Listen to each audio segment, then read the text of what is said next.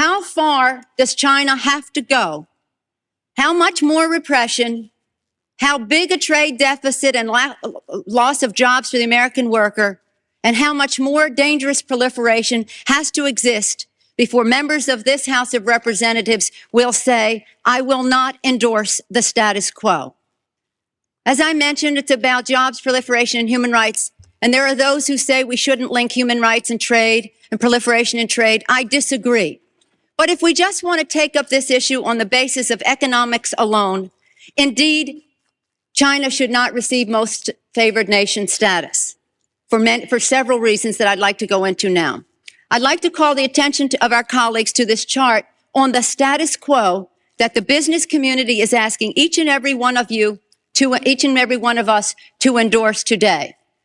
Right now, we have a $34 billion trade deficit with China, the 1995 figure. It will be over $40 billion for 1996. Since the Tiananmen Square massacre, this figure has increased 1,000%, from $3.5 billion then to about $34 billion now.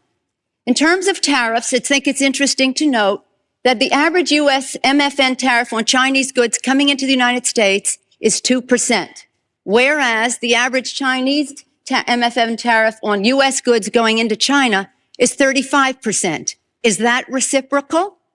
On exports, China only allows certain industries into China, of U.S. Industries into China, and therefore only 2% of U.S. exports are allowed into China. On the other hand, the U.S. allows China to flood our markets with a third of their exports, and that'll probably go over 40%. And it's limitless because we have not placed any restriction. In terms of jobs, this is the biggest and cruelest hoax of all. Not only do we not have market access, not only do they have prohibitive tariffs, not only are our exports not let in very specifically, but China benefits with at least 10 million jobs from U.S. China trade. The president in his statement requesting this special waiver said that China trade supports 170,000 jobs in the United States, 170,000 jobs, whereas our imports from China support 10 million jobs at least. Fact is that U.S. China trade is a job loser.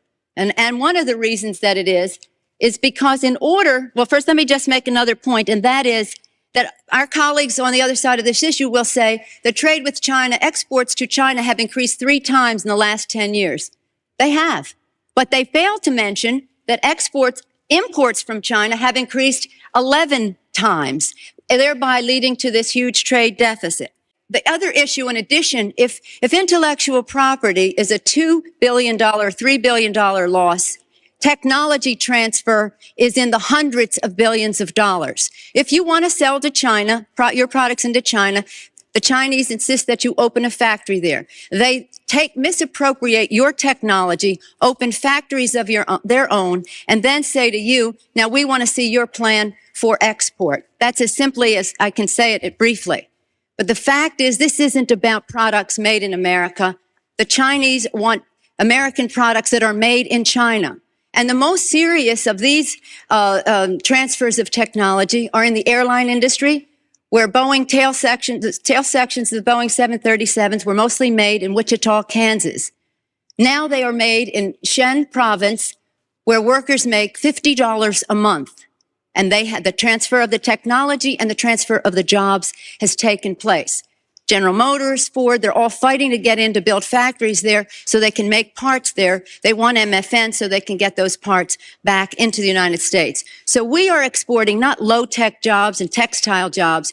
We're exporting our technology. Now, if you take a country the size of China with the very cheap, and in some instances, slave labor, the lack of market access, the rip-off of our intellectual property, the transfer of technology, a country that is not willing to play by the rules in any respect in this trade relationship, you have a serious threat not only to our relationship, but to the industrialized world. And if there's one message that I want our colleagues to understand today and our constituents, is that on this day, your member of Congress could have drawn the line to say to the President of the United States, Do something about this U.S. China trade relationship that is a job loser for the United States.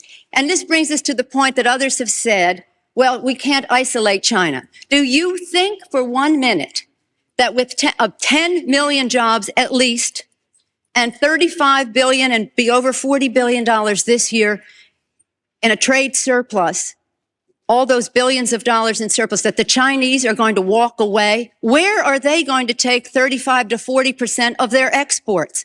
Who's going to buy them? This is what sustains the regime. The funding and the jobs. They can't have those people out of work. They have to be at work exporting to the United States.